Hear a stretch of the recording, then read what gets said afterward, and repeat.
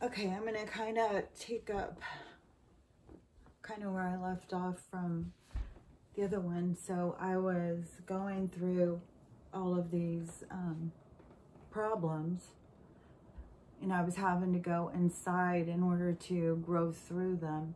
And I went through a lot of trying times. And I just was, you know, spent time being super confused. At the same time, you know, with all of these things, it kept giving me more and more and more medicine. I had to go through tons of tests, so many tests. As I tried to keep my license at first, I tried to get whatever it's called. I lose my words all the time. Where I could keep working, but I had a disability, so I had different rules or something. It was some kind of an act, the Disability Act or something, where you can keep working even if you have a disability. But anyways, it didn't work out. But I did get tons and tons of tests, and I ended up on tons of medicine, and I went right back to being super, super sick. I was so sick. There was times I couldn't even get up. It was so painful to walk. And I kept telling them, and then they just want you to go see more specialists. And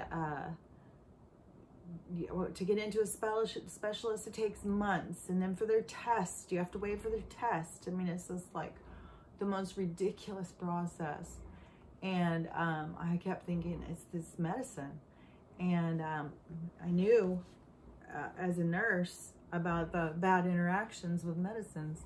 So I went to a pharmacist and I asked, you know, what's the deal with my medicine? Could this be making me sick? And he went through and he looked them all up and stuff. And then when he got back to me, he said, definitely, there's 4 medicines that you need to be off of. And they're going to give you a GI bleed. They're damaging your digestive system. And so I went to my doctor and said, and they just were like, no, that pharmacist doesn't know what he's talking about. You have to take these or whatever. And then they, you know, you get another side effect. They just wanted you to take another pill. And so in all of these tests that I was getting, I went in and I got a colonoscopy from this one doctor. And, you know, he did some biopsies and stuff. And it was when after the test, he said, oh, everything's fine. And he was horrible. I'm heavily tattooed, and it has been a gift, really, because it takes nothing for people to show their true colors. And you see somebody real easily. You can see who someone's true character is. If they're judgmental, if they stereotype, and you know, and definitely there's doctors who they see you and you have tattoos, therefore, you know, you're a junkie, a prostitute, you know, you're below what they consider to be a viable human being. And so that colonoscopy I had to do with no mess. They wouldn't give me mess. I was wide awake. It was horribly painful. And so when I came out of it, and he's telling me everything's fine, you know, I didn't even want to talk to him. I don't even remember if I did talk to him or if it was a nurse that came in and told me. And so then about a week later, I get called from that office and told that I need to come in right away. They need to talk to me, that I've got colitis, microscopic colitis. And so I told my daughter, one of my daughters I have 4, and I told one of them, and so she started looking it up, and it was all from this medicine that caused this. And you can have permanent damage from these medicine. So I didn't go see him. I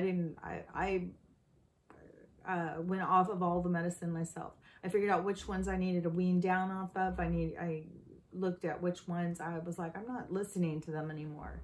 I'm going to do what I feel right to do. They are hurting my body. They're killing me. And I'm not going to keep taking them.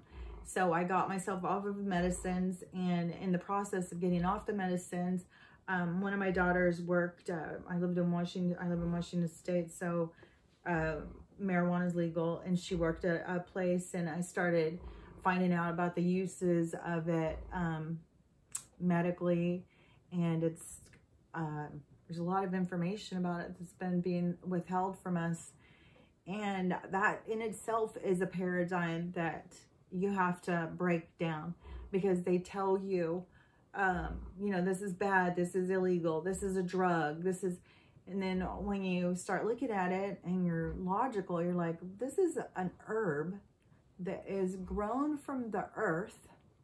The earth, whatever disease it provides, it always has cure.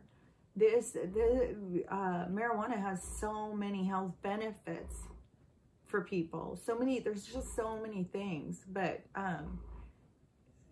they have built it so much, criminalized it, and tried to control it. They don't want us to have mind expanding drugs. I mean, when the tribes and stuff, the people who they didn't see as civilized, who I see as being more civilized than this society they've created, you know, they use that stuff for mind expansion, for connection, for socializing, you know, sitting and smoking a peace pipe. That is, you get together with a group of people and you all sit, and it just, you know, it ends up going into a circle because you're passing it around. You end up talking and having, you know, very deep conversations, fun conversations. It's very social.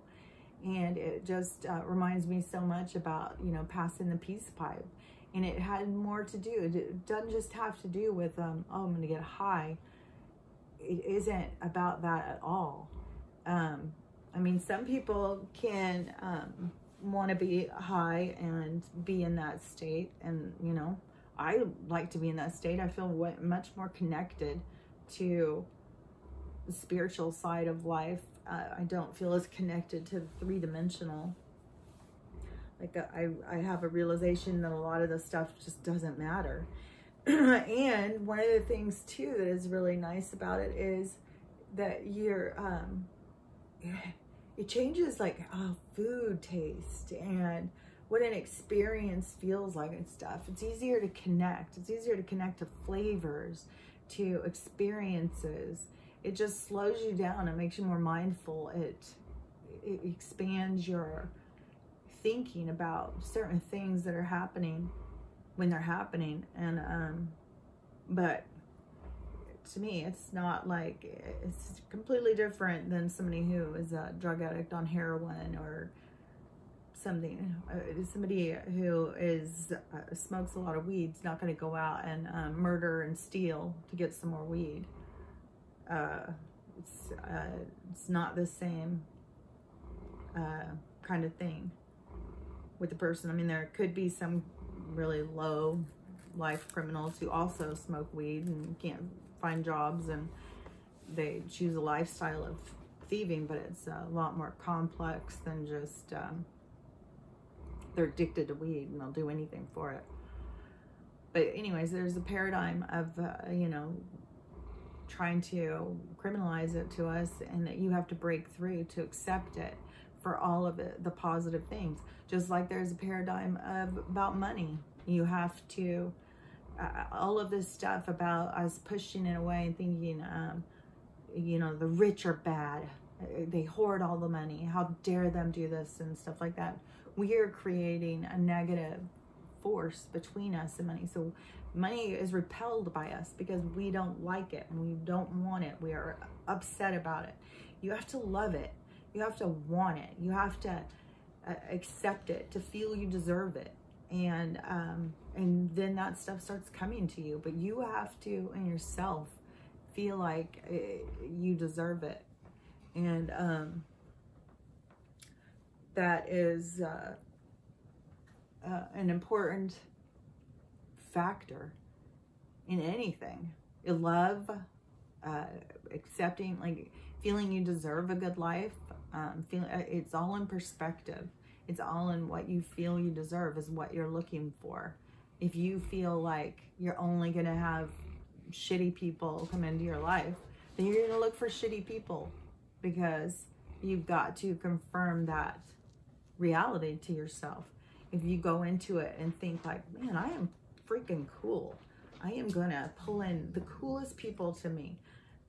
You're going to pull those people in. It's an attraction. It's a magnetic attraction. And there's a lot of significance.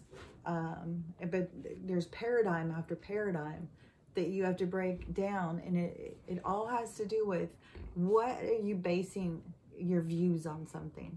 Are you basing them on what others have told you that you need to look at something? Or are you basing them on what you feel, what your own connection is telling you, how you feel about something?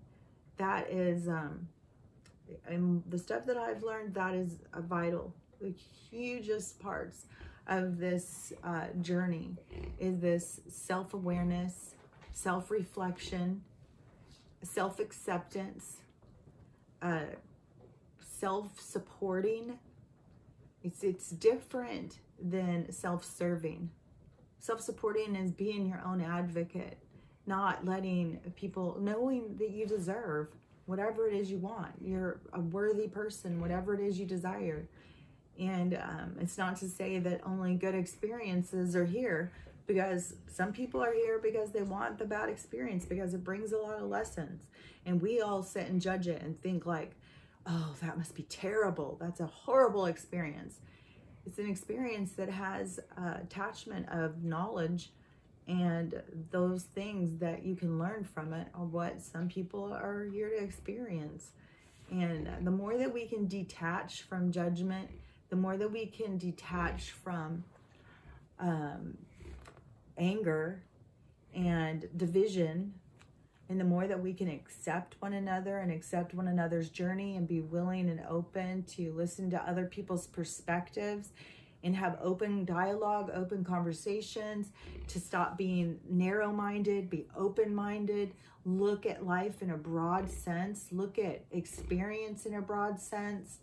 The more that we realize that death isn't the end, death is a transition, that this being that you are pretending to be, that you are creating this life, that will end because you have more experiences to go out. There's only so much that one person's experience can give you.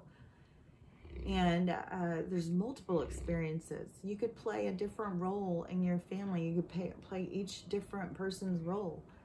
You're going to learn totally different things. Every single role. So that is, that's a significant part of reincarnation and incarnating and experience, and a broader way of thinking, a broader way of looking at life. So, okay, that is enough of my rambling for now.